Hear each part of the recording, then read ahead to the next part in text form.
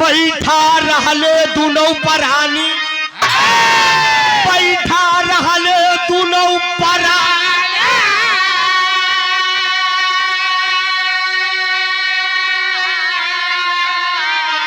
कि अरे लल्लू मास्टर अरे हंस के कहीं मंदोदरी,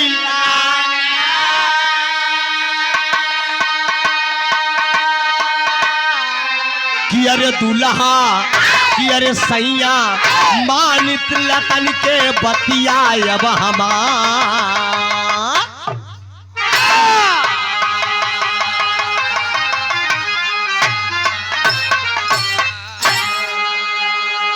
रामायण की एक अद्भुत कहानी इधर भी मिलेगा, बहुत कम ऐसा भी रहा आप लोग सुनते हैं। राम रावण की लड़ाई तो दुनिया जानता है। सीता का हरण करके लंकापति ले गए और दशकंधर का वध कर दिए प्रभु राम जी। विभीषण जैसा भाई के द्वारा दशकंधर की मृत्यु हो गई। कहावत कही गई कि घर का भाई विभीषण।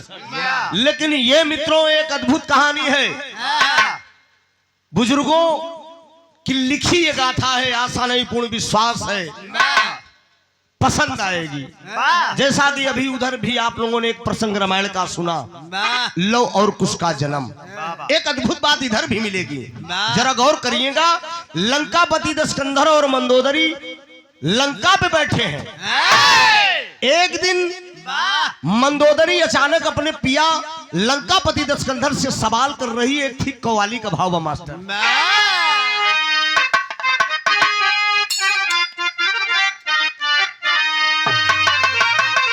यह लाइन हो ए मास्टर, मर के भी इंसान का किरदार मर सकता नहीं, मर के भी इंसान का किरदार मर सकता नहीं।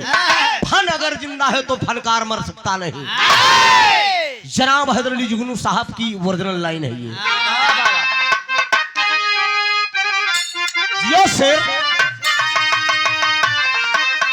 ये लाइन हो कि अरे काबे में,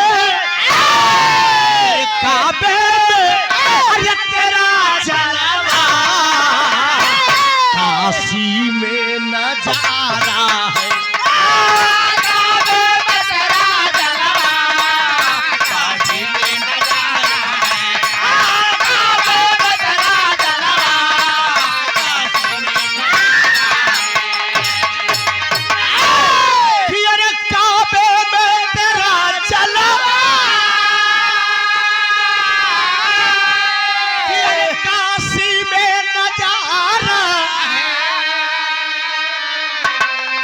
यहाँ भी हमें, अरे यहाँ भी हमें अरे प्यारा है, वहाँ भी हमें प्यारा है, हमें प्यारा है, हमें प्यारा।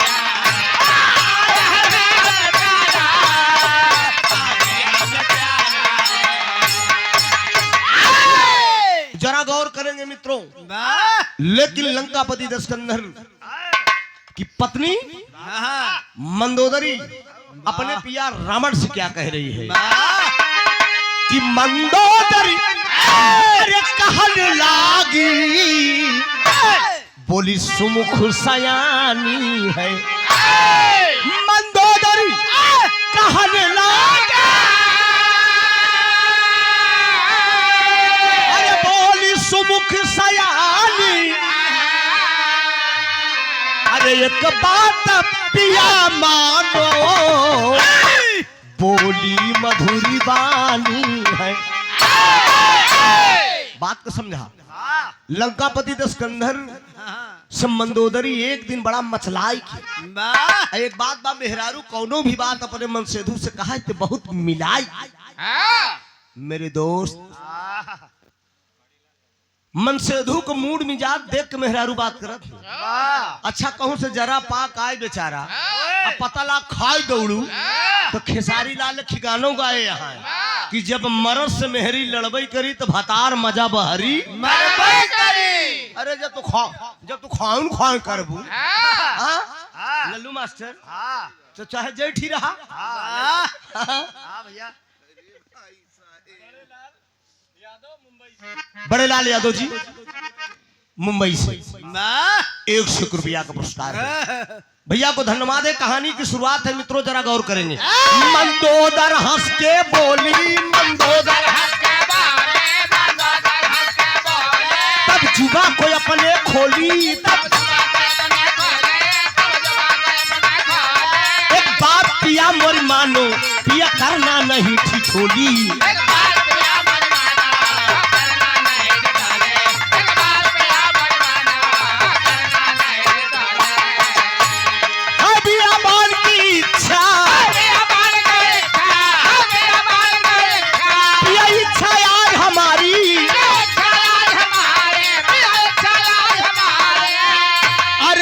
विचरण करने जाऊं स्वामी अर्ज हमारी। लंकापति दस्कंधर से मंदोदरी कहा सुना बड़का बहादुर बनत है, आज हम लंका में रहत रहत उबियाई गई, हम बहरे चल पड़े। अये भैया मेहरारू के झटका जकरे लग जात है, चाहे अब से चाहे तब से, कमन मर्द बा अपने आप को चाहे कितना बड़ा कलेक्टर बना, लेकिन मेहरारू के आगे सब जने ठंडा रहा। समझा? अरे हमहू रही थी, चाहे ये कितना धोती कुर्ता रंगाई, लेकिन मलकिन के आगे सिलेंडर ही भर रही थी। हाँ हाँ ये दीपू पापा सुना, हाँ ज्यादा ना अंग्रेजी छाटे, वही छाटे मोरे भैया हो बाबूजी। अभी हम बतिये तनी खोल के कह दे थी, ठंडा ये वहाँ सब जने ये तो उपारू नाथ नहीं यहाँ। अरे ऐसे है राजू सिकोरा, तब हम मास्टरनिया का आगे सिकोर के दिखाऊंगा, तब हम बहादुर समझा। एक दिन मेहरारू को आगे ऐसे ताव में कह दो मारब ना, देखा कहीं चला घरे बतियाई बेला ना वैसे। मेरे दोस्त मंदोदरी कहा हिया बड़का 10-10 मूड़ी रखाई ले आ, तो सोचा था हम बड़का बहादुर है। कहे बोला का बात है, कहे ने चला यार तनिक बहरे चलेगी बस। रथ सज ये दोनों प्राणी बैठ गए ने, खितर बड़ी पुरान लगी लल्लू मास्टर।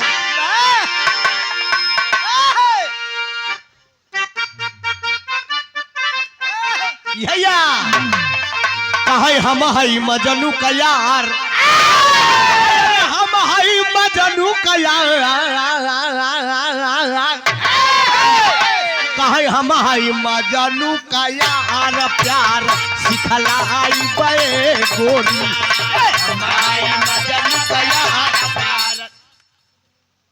कहे हम हई उस्ताद हैदर लिगावत रहन की गुड़िया कविता त्योहार, सार घुघुरी लेके आए, एक कुजड़ा रहा नामे के बगिया खरीदे रहन, कुजड़वा जा भाई साहेब लेके आम चला जाए डेलरी पे, ये दादा चाहिए तनी दे दे सर्दिया है भाई धराई ले रहना रखी तू सर्दी बहुत भाई मोर भाई एकदम जकड़े में। ठीक है कोनो बात नहीं, तू पी ले है जना हम पी लिए। मेरे दोस्त ए बाबूजी कुजड़वा झुआ में भरे लेके बाजारे चला जाए, वही गांव में भाई साहेब लबर चटनी भैया, यानी थोड़ा से मंचली टाइप के रही, पहुंची तरह तरह के आम तोड़ ले, कुजलवा डाली पर चढ़ के बैठ गया कि आज बाजार लेके न जा, और जो लबर चटनी रही जब लपक तोड़े, कुजला डाली पर से कूद के कलाई पकड़िन तले, एकदम मन का दोपहर कहा तेरी बिटिहनी की लड़की शर्मात में कहा छोड़ दे मार बड़ी बदनामी हो, और लौड़ा छैलाई जे कहा खाई गऊ लंगड़ायाम, अरे अब खाई गऊ लंगड़ायाम, खाई गऊ लंगड़ा आम दाम कहिया ले दे काहे गोरिया, अरे तोरी चढ़ी बा जवानी, ई जवानी सब दिन न रही, मजा कर ले मेरी जान फिर से न होगी जवान।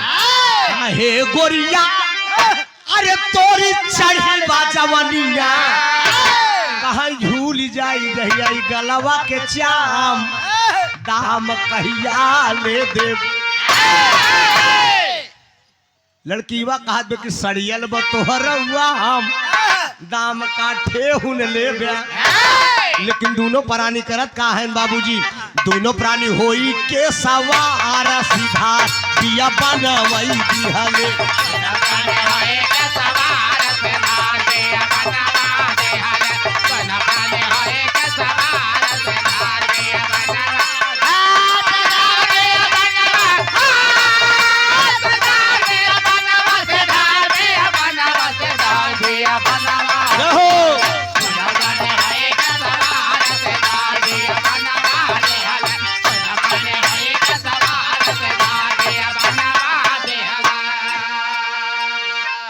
लंकापति दशकंधर और मंदोदरी दोनों प्राणी बियाबान जंगल में आई गए, रथ वापस चला आए।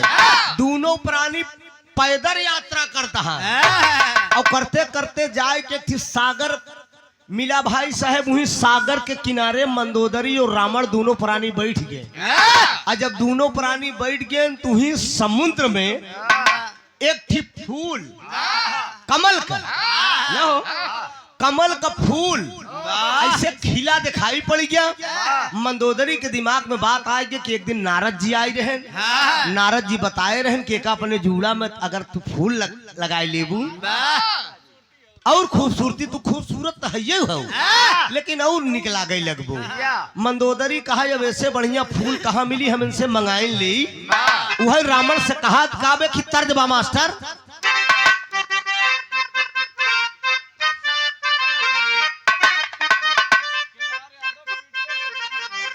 केदार यादव जी, पीडीए का गीत होना चाहिए। अभी बिरहा चल रहा है, पीडीए की गीत होगी जरूर, मनसा आपकी पूरी होगी। तरज कलाइन बकी नरमी कलैया सुकुवार हो, अरे चुभी जाला कंगनवा, पटना से बैदा बोलाई दिया हो नजर आ गई गोइया।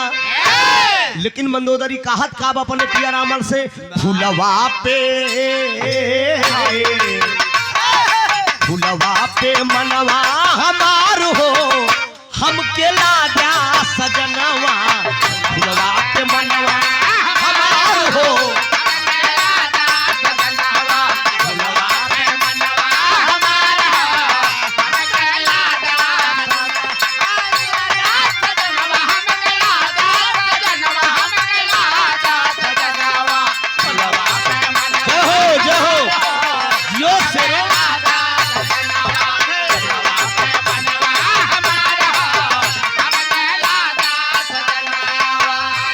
ए पिया यही फुलवा लेने आवा हमरे लगे। मेहरारू को बात मान के उ रावण, जब रावण मेहरारू को गुलाम रहन तो हमार तो हार कौन बात उ करत का बात। फुलवा पदे रावण गइल रही जाई,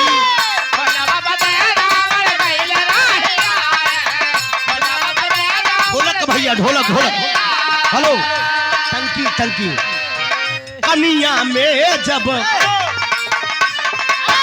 बात एकदम वही बतानी, ध्यान दे आप सब। सुहाग रात में नंदनी जी द्वारा भी सुना गया, सुहाग रात में सीता जी भगवान राम से केवल फूल मांगे रहे।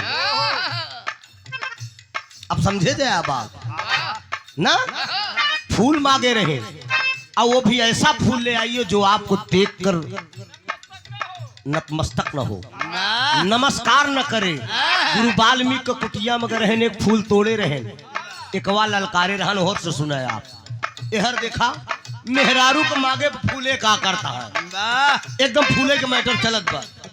फुलवा पदे रावण गइल रही यारी, फुलवा पदे रावण गइल रही आए, फुलवा पदे रावण गइल रही आए। पनिया में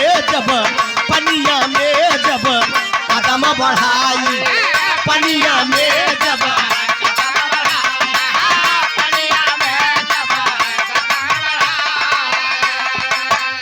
वही हटा फूल हटा फूल हटा फूल, हटा फूल करई मन विचार हो, हम के ला दिया सजनवा। भाई साहेब मंदोदरी कहा फूल ले आवा, एक हम अपने बारे में लगाओ। जूड़ा में लगाओ जइया हम और सुंदर लागी मेहरारू को बात मान कहे अरे हमार रानी अरे हमार करेजा हमारा पोपो कहे ज्यादा हमका फुसलावा दिन बजा तू लई आवा। अब मेहरारू को बात मान के वहीं में हिल गए। जब हिल गए भाई साहब ना तब फूल को पकड़े चाहत रामण धीरे धीरे फूल खसखस चला जात हिया तक पानी लग गया रामण के कमर तक जब और आगे बढ़ा तो हिया तक लग गया। मेहरारू कहत विकास रामण का कहे का भा और ताव में फिर हिया तक लग गया। अंतरा दूसरी ही में मुहवा तक पानी लगल मोरी रानी अरे मंदोदरी तब बोली है बानी चला जाए जियरा हमार हो हम के ला जा सजनवा। समझे? समझ ले हर धीरे धीरे हिया तक पानी लग गया। और जब हिया तक पानी लग गया तो आवाज दे दिबे लैयावा फूल बड़का बहादुर बनत रहे कहा राण तू हमरे जान के भूखी है चिड़ई के जान जाए लड़किया के खिलौना लगा रहा है। अरे मोरे राम रे जैसे फूल में हाथ लगाई हेलो जैसे रावण फूल में हाथ लगाए वैसे फूल भाई साहेब मायावी रहा एकदम मायावी रहा लई के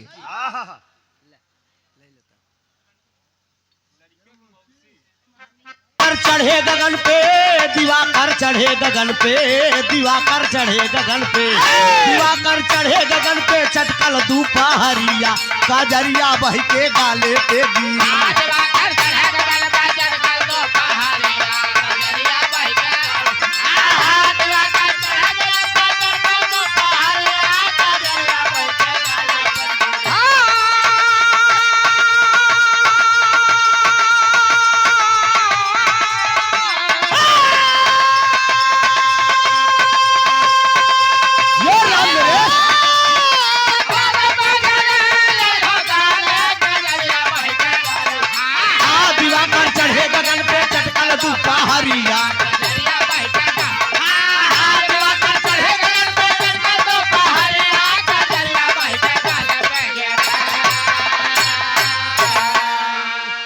मंदोदरी अपने मन सोचे बाबू मन में किया विचार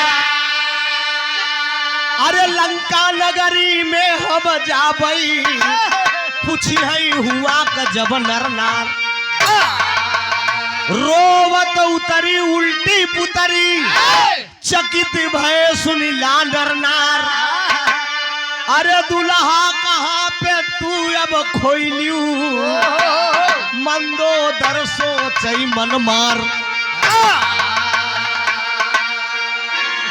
मंदोदरी अपने मन में सोचत बा कि लंका में जब पूछी कि तुहार मन सेधु कहाँ का तो हम का जवाब दे भगवान यही बात सोच रही है बाबूजी अभी बतिया यहीं छोड़ दे ये बात यहीं छोड़ दे अब तनी के चला हेर लंकापति दशकंधर जहाँ पहुंचा है धीरे धीरे डूब के क्षीर सागर में वो फूल ले गया रावण का।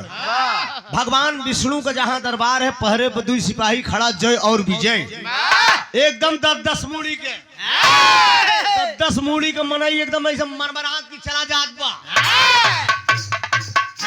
जय और विजय जय और विजय एकदम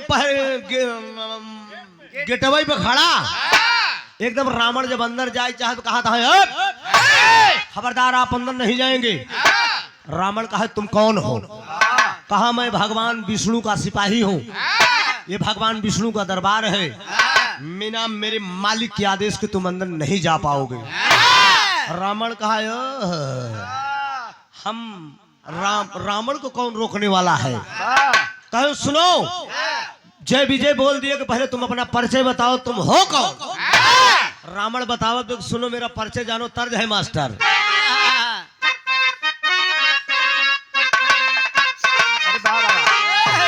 यह तर्ज कलाइन की हुसैन जैसा शहीद आजम जहां में कोई हुआ नहीं।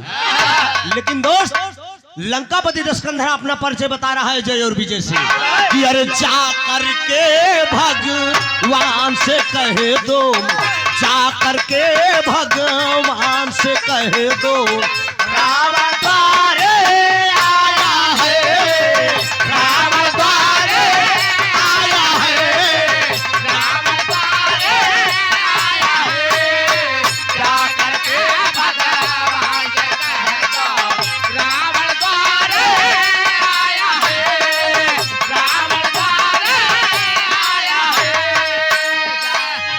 जा करके भगवान से कहे दो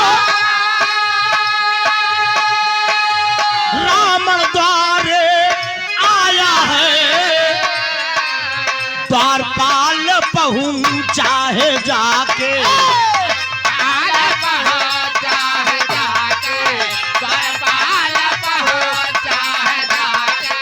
द्वारपाल पहुंचा है जाके, सारी बात बताया है, सारी बात बताया है, सारी बात बताया है, द्वारपाल पहुंचा है जाके, सारी बात बताया है, सारी बात बताया है, द्वारपाल पहुंचा है जाके।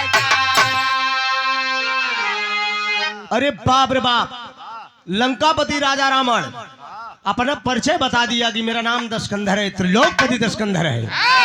जाकर अपने मालिक से बता दो तुम। अब माई लक्ष्मी भगवान विष्णु को चरण दबावत रहें दोस्त, भगवान विष्णु को चरण दबावत रहें। बाबूजी इतने में जय और विजय पहुंच के कहन दुहाई सरकार की, कहन का बात कहे इतना हड़बड़ान है, कहन की गेटवे पे की 10 मूड़ी के मनई आई, 10 मूड़ी के मनई आए बा। भगवान विष्णु जय विजय से कहा था वो अपन नाम रावण बतावत बा, कहन हाँ हाँ हाँ प्रभु अपन नाम रावण बतावत बा। भगवान विष्णु बोल दिए कि क्षीर सागर में उनका स्वागत है, अवे दे बजाए जा बोल दीजिए आने दीजिए। अब बाबूजी जय विजय जाए के रावण से बोल दे कि जा तोहार आदेश है, मालिक का हमारे आदेश है, आप मिल सकते हैं। बाबूजी चल दिया। लंकापति रावण जब पहुंचे, भगवान विष्णु माई लक्ष्मी से कहते तनिक है भैया है बाजा वाले, हेलो हल्का सा मोटा है और पतला करिए। माई लक्ष्मी तो भगवान विष्णु बोलते हैं कि त्रिलोकपति दशकंधर आ रहे हैं। ए दुल्हन, अरे ये दुनिया का विद्वान पंडित है, लंकापति राजा रावण मेरे दरवाजे पे आ रहा है, तनिक बगल हट जा, तनिक बगल हट जा, इनका आगवानी करे तो तेरी बात का ध्यान दे दोस्त। आए हुए अतिथि देवता के समान होते हैं दोस्त। कभी भी कोई मेहमान, मेजमान और मेहमान में अंतर क्या होता है। अगर मेहमान कोई दरवाजे पे आ जाए बाबूजी तो ये है कि खटिया पर बैठे उनसे जरीमी दाद दे, उठ के बाबूजी 4 कदम चल के विदा करना चाहिए।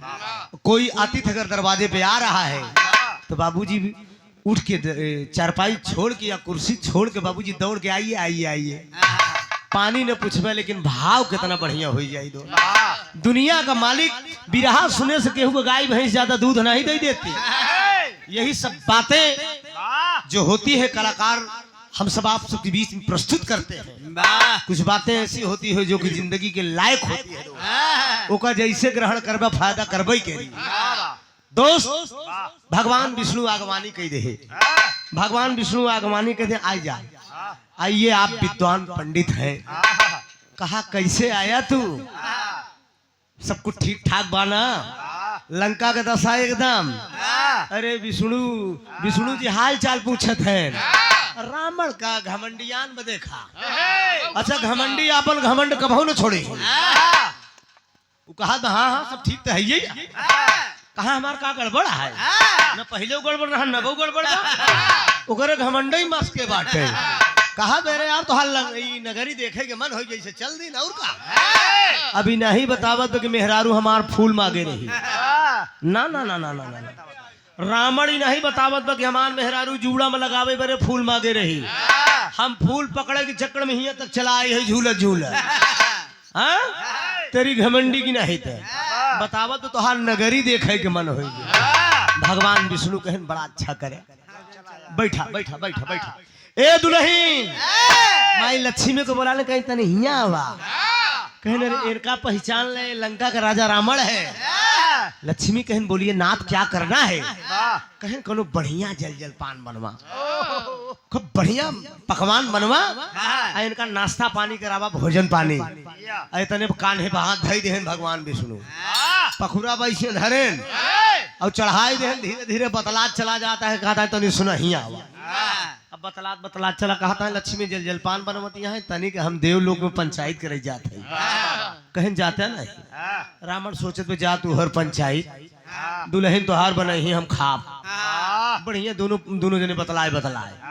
अब देखा ओकर हिसाब दूसर बा, लेकिन कहे ना ना ना ना ना, विष्णु जी कहे पहले सुना ऐसे नहीं, लक्ष्मी जल जलपान बनवतिया है, बढ़िया जल जलपान करा, हम देवलोक में पंचायते जाते। अब पंचायत के जब ले हम आऊ बोले काम करे बतोहका, इतनी के हिया के नियम कानून समझ ले। रावण कहा तो नियम कानून कहा, हाँ तनी नियम कानून समझ ले, देखा अंड बंड न करे, हर ओहर ज्यादा जिन जाए। भगवान विष्णु बाबूजी लंकापति दशकंधर से नियम कानून बतावत है कि तरह जब मास्टर दादा राम आधार वाली कहा कमन फूल पिया। हे मास्टर एक लड़की के बियाह हुई है, टाइल हो जाते हैं, पेंसिल पावे लगता है, हम कहे पगलव ऐसे बड़ा पेंसिल अब का चाहिए। इतना दुनिया में नाम बे है, मौहरिया में तमाम मन से मेहरारू को मन से टहरा था, क्यों जानत हो ये तिदरू पबारू हरन के हमका चाहे जय जिला में पूछ लम, मौहरिया वाला, इलाहाबाद वाला, त्रिभुवन गवैया। अरे तू ध्यान देवा कर, कितना तोहरे मन से मिले ही आवत।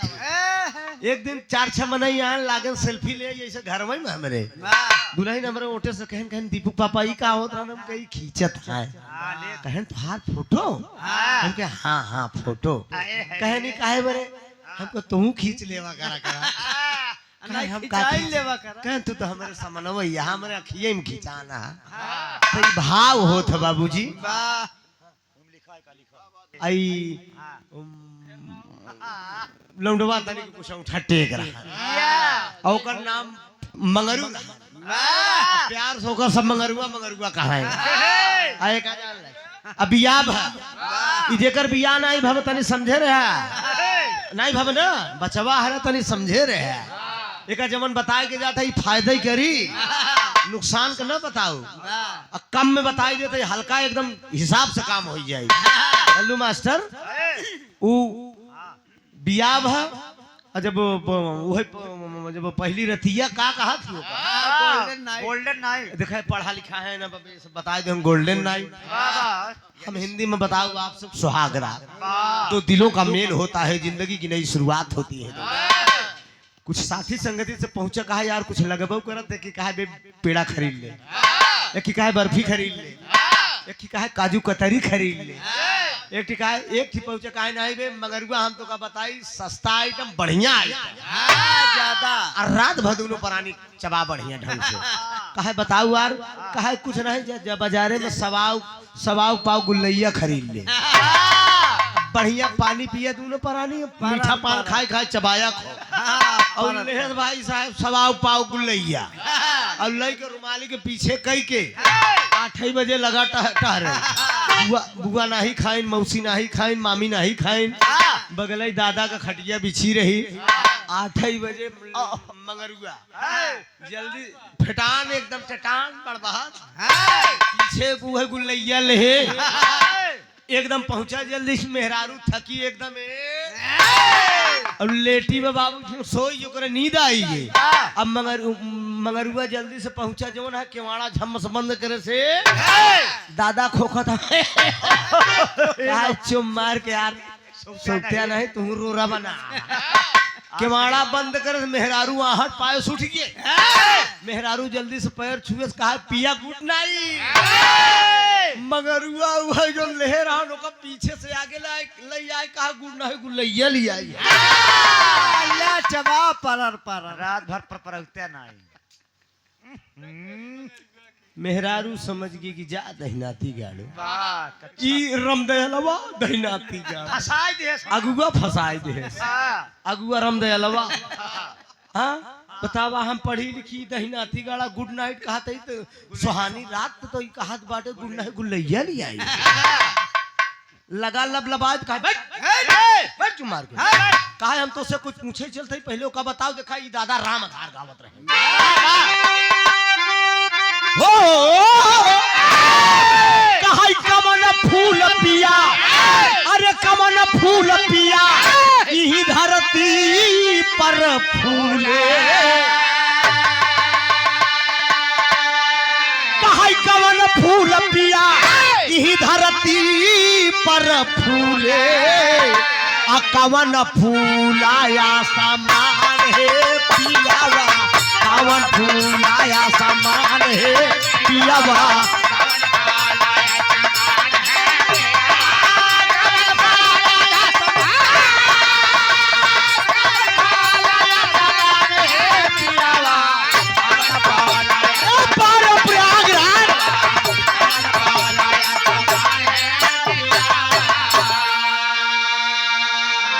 मंगरुआ जवाब दे कहा तेरी बिटिहनी के अरे तोरे भरत तो हमारा हरिम पढ़े रहे रे सुन पहले हमार बात कहा अरे बेला चमेली अरे बेल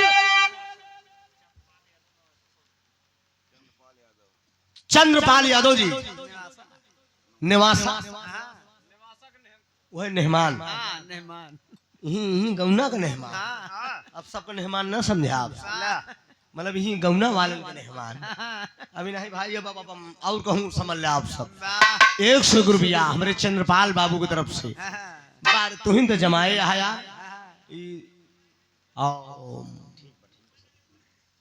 मर्दवा का हद बका अरे बेला चमेली अरे ही धरती पर फूले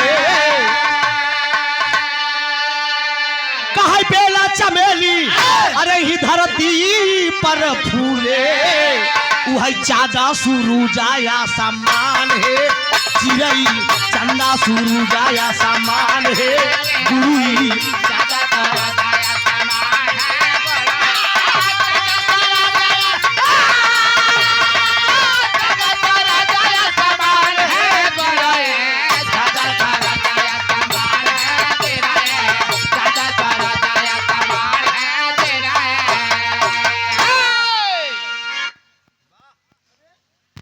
बेला चमेली धरती पे फूले चांद सूरज आसमान है चिड़ई ए भैया ए बाजा वाले एका हेलो एक तई देख ले मोर बाबू हेलो गाना हमार करीब बतानी कहू 5-7 मिनट सही कही दे कहा सुन बेला चमेली धरती पे फूले चांद सूरज आसमान मेहरारू कहाई बड़ा तेज बा पढ़ा नहीं लेकिन कढ़ा जरूर एक बात हमारी तरफ से है एक लाइन तनी गौर कराई ई जिंदगी के लायक बात है दो कहाई कवन चीज भाई अरे धोवले ना छुट्टी है अक्का न मिलई लल्लू मास्टर उधार है मितवा कवन ऐसा चीज है कितनो धोवा न छूटी कवन ऐसा चीज है कितनो मांगा लेकिन केहू उधार दे तनिक ध्यान द पंचौ आप सब ठीक है अरे कलंक चीज अब अरे कलंक चीज अब ए भाई धोवले ना छूटी अरे कलंक चीज अब अरे धोवले ना छुटी अब मेहरी मिलई ना उधार है मितावा मेहर मिलई ना उधार है मितावा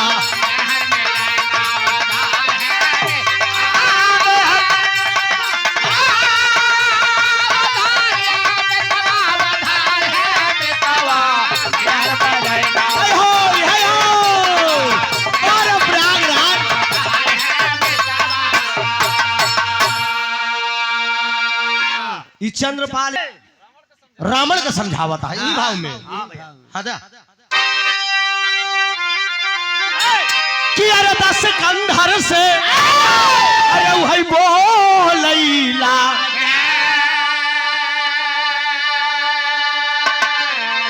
अरे 10 कंधर से वही बोलैला अरे हंस के तुरता भगवान है मितवा हंस के तुरता भगवान है मितवा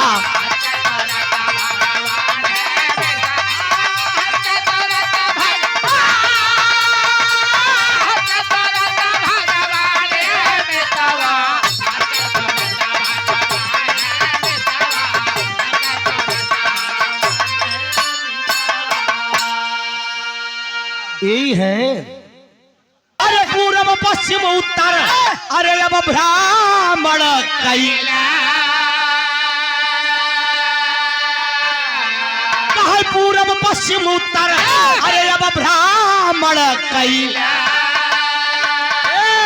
अरे दक्षिण की हाजिन पयान है मितावा दक्षिण की हाजिन पयान है मितावा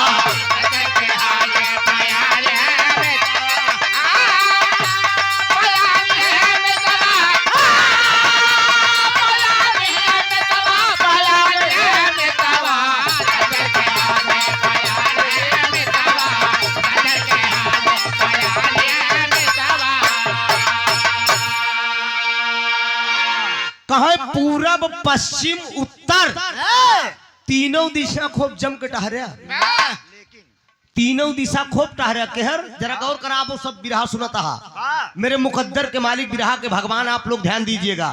भगवान विष्णु रावण से कह रहे हैं कि 3 दिशा में जाया टहरिया पूरब पश्चिम उत्तर लेकिन एक काम करे ए रावण दक्षिण कई तीजिन जाए दक्षिण के दिशा में जिन जाए और लक्ष्मी जी जल जलपान बनवती है ओका कैले है तब जाए हम जल्दी वापस तोहार विदाई करा अहद विष्णु जी गायब हो गए लक्ष्मी जल जलपान बनवो चली गई रावण घमंडी जिद्दी कहा अब तो बान है हम चली तरी देखी दक्षिण तरफ तो जेहर मना करे और जानत रहे जेहर हम मना करब हो रही वो अब वो बैठा रहा ओकरे बाद उठ के कहा हम पहले दक्षिणी तरफ जाओ जब चल दिया तो आल्हा लग गया।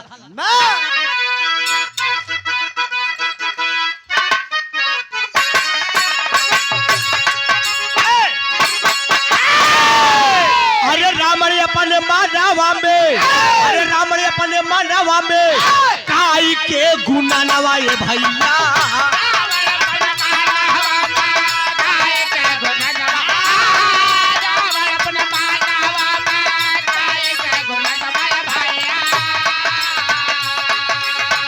दक्षिण की ओरिया बापू किया है पाया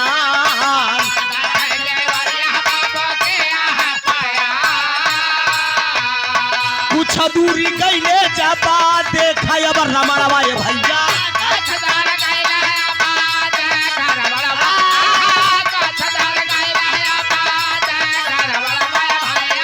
एक बार गादावा का पेड़ हो देखा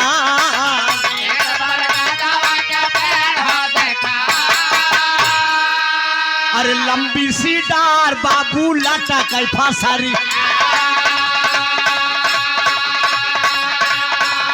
अरे लंबी सी डार बाबू लाटा कैफा सारी अरे पनाराठी रामन लटका रहले श्रीमान हो पनाराठी रामन लटका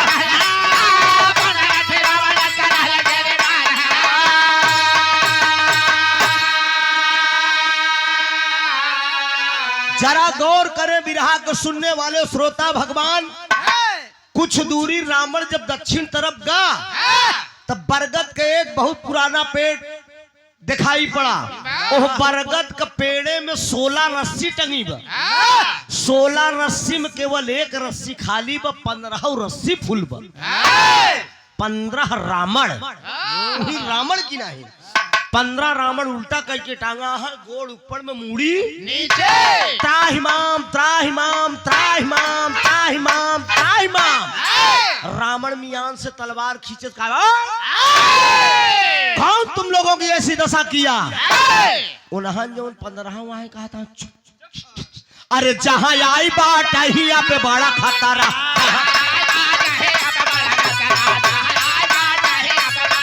अरे तो हाउ की नहीं हम रहे वाला मान हो, तो हाउ की नहीं हम।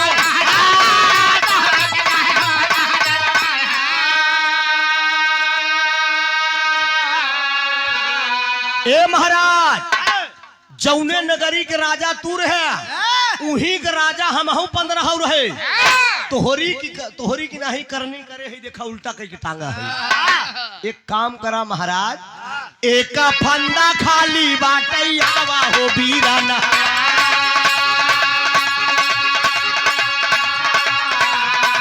अरे एक फंदा खाली बाटे आवा हो बीराना। अरे आवा तो हाउ का नटकाई श्रीमान हो, आवा तो हाउ।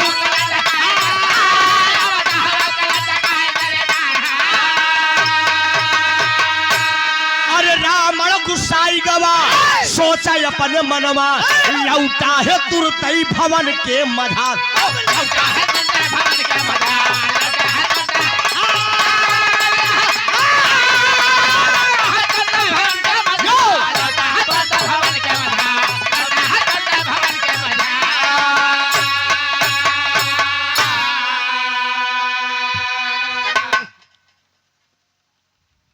उन्हन बोलारनी करे है, देखा उल्टा कह के टांगा है।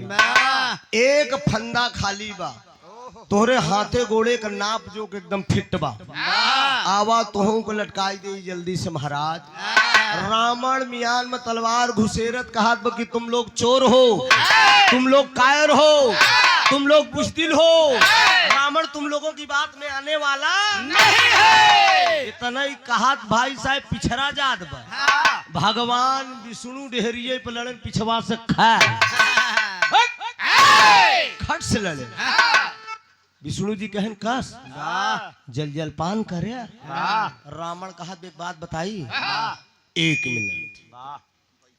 तलवार घुसेरत धीरे से कहा तुम लोग चोर हो, तुम लोग कायर हो, तुम लोग बुज़दिल हो। रावण तुम लोगों की बात में आने वाला नहीं है। यही कहा थी भगवान विष्णु लड़न खट से। भगवान विष्णु कहन जल जल पान करे। विष्णु जी से रावण कहा एक बात बताई, जल जल पान के ऐसी की तैसी। पहले तू हमका ही बतावा कि 15 को उल्टा कहे। अरे यार तू कहाँ गए रहे, तू कहाँ चला गए है? दक्षिण तरफ गए है कहाँ है? हाँ हम चाहे जहाँ करो हमका जल्दी बतावा। गाना 5 मिनट का भाव बा, गाने का निष्कर्ष क्या निकलेगा?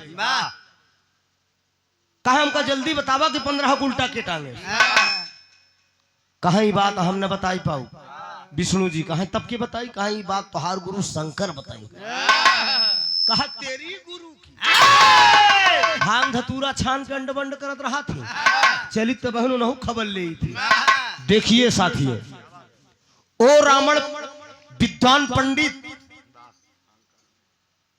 वो ऐसे विद्वान पंडित नहीं था। दशकंधर 6 महीना पहले की बात जानता था। कुछ दूरी गा कहा चल थी बहन खबर ले थी अपने गुरुओं को। कुछ दूरी गा रावण, ओकर बाद तुरंत लौट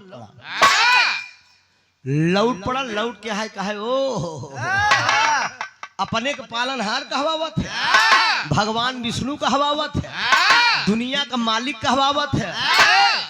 अरे विष्णु जी कहे आगे बोलबे यार कि बस तारीफी पुल बांधे रहा। कहे सुना तारीफी पुल नहीं बांधत है। एक विद्वान पंडित आए तोहरे दुआरे। हाँ अरे हम कौने कुसैती तोहरे दुआरे आएंगे। ए भैया हरे कौने कुसौती हम तोहरे दुआरे आएंगे। हाँ अच्छा कुछ दान दक्षिणा न देवे, हम ऐसे चला जाई। भगवान विष्णु प्रसन्न हो गए, कहे रावण मांग लो जो तुम्हें मांगना हो।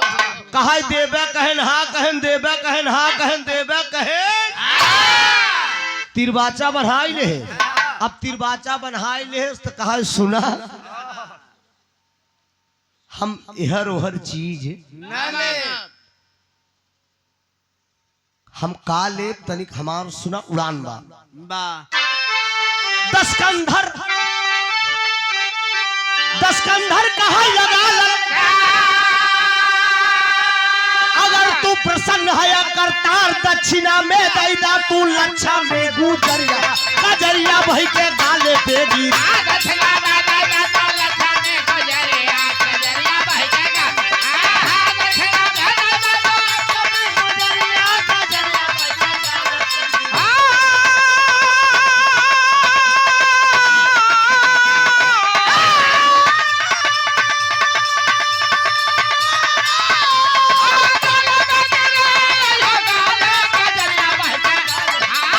दक्षिणा में दैदा तू लच्छा में गुजरिया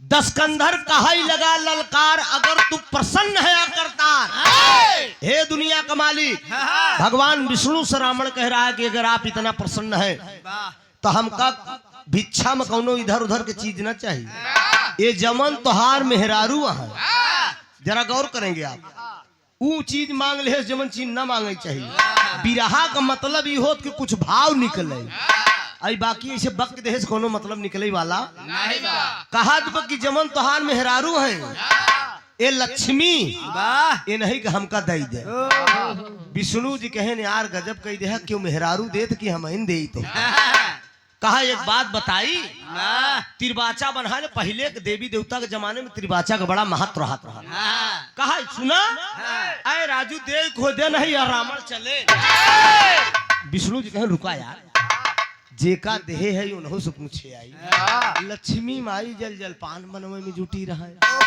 तब ले विष्णु जी पहुंच गए कहें दुल्हन नाथ तो गजब हो गया कहें का भा कहे नाथ तो का हम दई दी लक्ष्मी कहा दई दे है ई काया दई दिया हो ए कोनो खिलौना उलौना ही का दई दे है कहे ना तो का हम उधार दई दी अरे कहे मेहररू के उधार दे था सनग्गा का तू शंकर हो गया जैसे भांग धतूरा छान कंड बंड करत रहा थे कहा अब चाहे जैसे करा हम दई दिन कहे केका दे कहे लंकापति राजा अरे मोरे राम रे ऊ 10 मुढ़ावा के साथे हमार विष्णु जी कहा अब चाहे बीते चाहे अब तो हम दई दी जरा गौर करेंगे साथियों वो विद्वान पंडित जे दुनिया का मालिक चाहे रोज बनावे सौनारी ते एक मेहरी खातिर युद्ध लंका में आज की है भारी आखिर अपन बिटिया ले गया वही बना पापी भारी वेद यही बतलावत सीता रावण के सुकुमारी जब दुनिया का मालिक तू रहे रोज एक मेहरारू बढ़ सकत रहे लेकिन एक मेहरारू के चक्कर में गया इतना विद्वान पंडित के मार दे पूरी लंका मारे तहस नहस कही दे विद्वान पंडित मांग ले लक्ष्मी के कहा देवे की जाई हम अब देखा नारायण साक्षात भगवान विष्णु रावण के सामने वो विद्वान पंडित था दोस्त रावण के सामने इसे हाथ जोड़ के खड़े हो गए रावण हाथ जोड़वाई ले विष्णु जी से कहा दस्कंधर मैं तुम्हें भिक्षा भी दूंगा लेकिन ये भिक्षा तुम्हें उधार करना होगा रावण कहा कहूं भिक्षा उधार होता कहा अब का करी तू ऐसा मांगिल ले यहाँ कि मतलब उधार करे के पड़त बा तो वही रावण कहा यार उधार जब करत हा तो कितना दिन तक उधार करे के पड़े विष्णु जी वादा का पद का भाव हाय हाय कहा त्रेता युग जब लगे दशा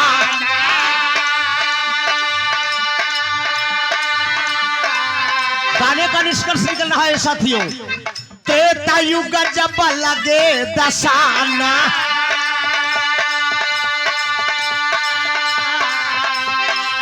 हम हन ले बराम अवता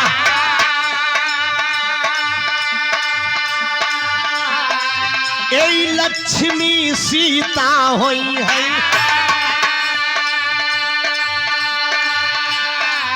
हमारी प्यारी ये गुलना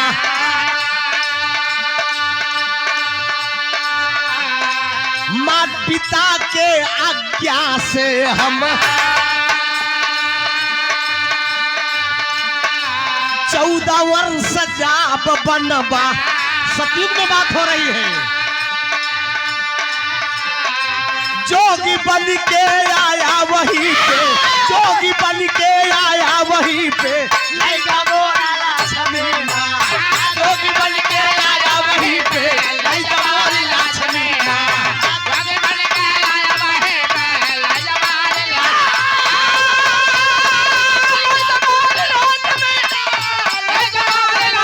बहुत पुरान भी रहा है दत्ताराम मधार के जमाने का।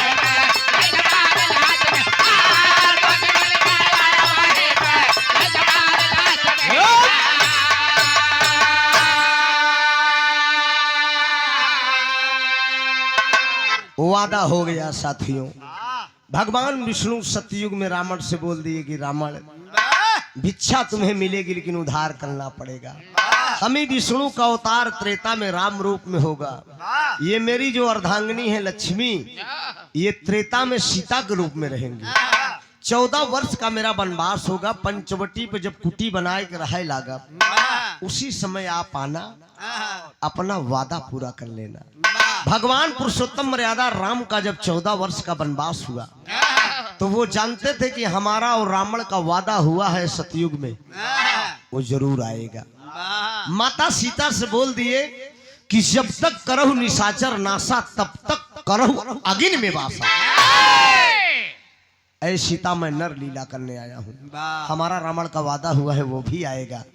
धरती का भार भी कम करना है, ऋषियों का उद्धार भी करना है, और रावण का भी वादा पूरा करना है।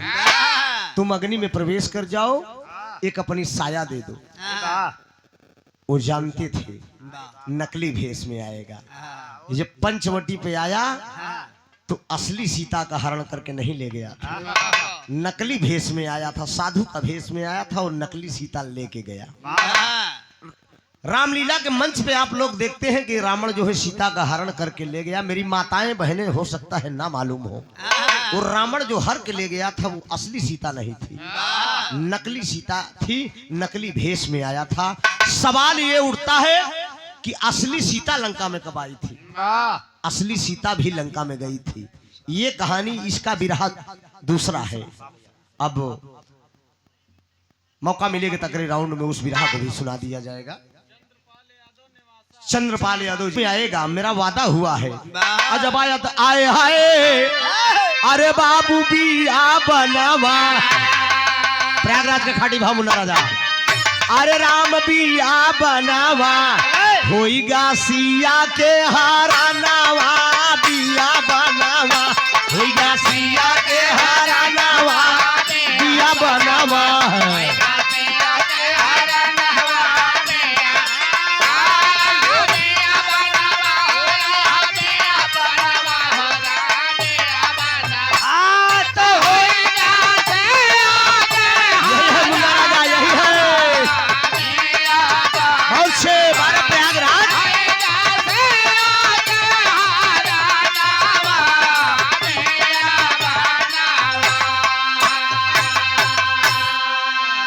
जोगी बन के आया दशानन, कुटिया के डिग आया। अरे लागे मागन भिक्षा माँ से, वही कोमल बहन सुनाया, बाबू बिया बनवा। तुरंत लाई के उड़ा गगनवा, बिया बनवा।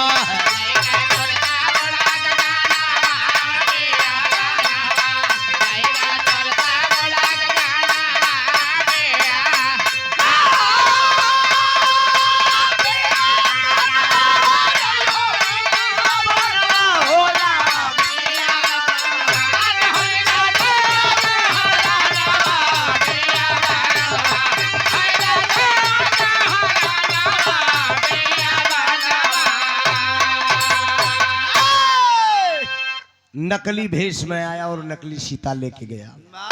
गाने का शीर्षक था राम का वनगमन और कारण।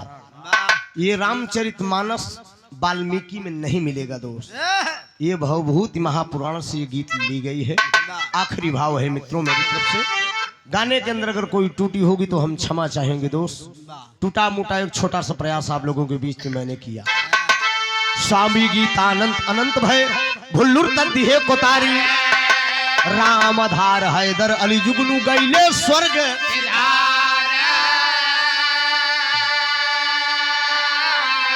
अरे कजरिया बही के गाले पे गिरी त्रिभुवन नाथ का बाटई मऊहरिया बखरिया कजरिया बही के गाले पे गिरी। हेलो दोनों सहेली बिल्कुल न बेली जैसे चंदा चकोरी पूछो नहाली का दोनों सहेली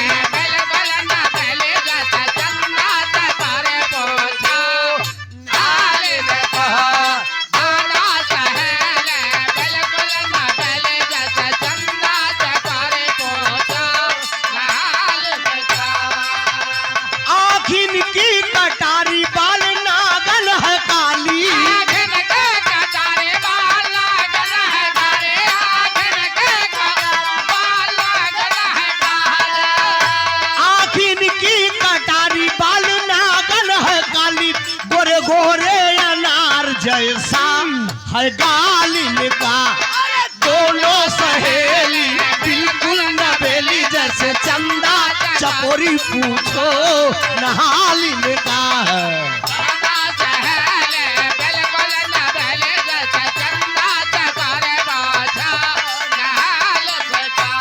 अरे दुनिया का मेला मेले में लड़की लड़की अकेली सन्नो है नाम उसका दुनिया का मेला मेला में लड़के लड़के अकेले सन्नो है नाम उसका दुनिया का मेला मेले में लड़के लड़के अकेले सन्नो है नाम उसका नैहरे का हाल कहा चूम चटा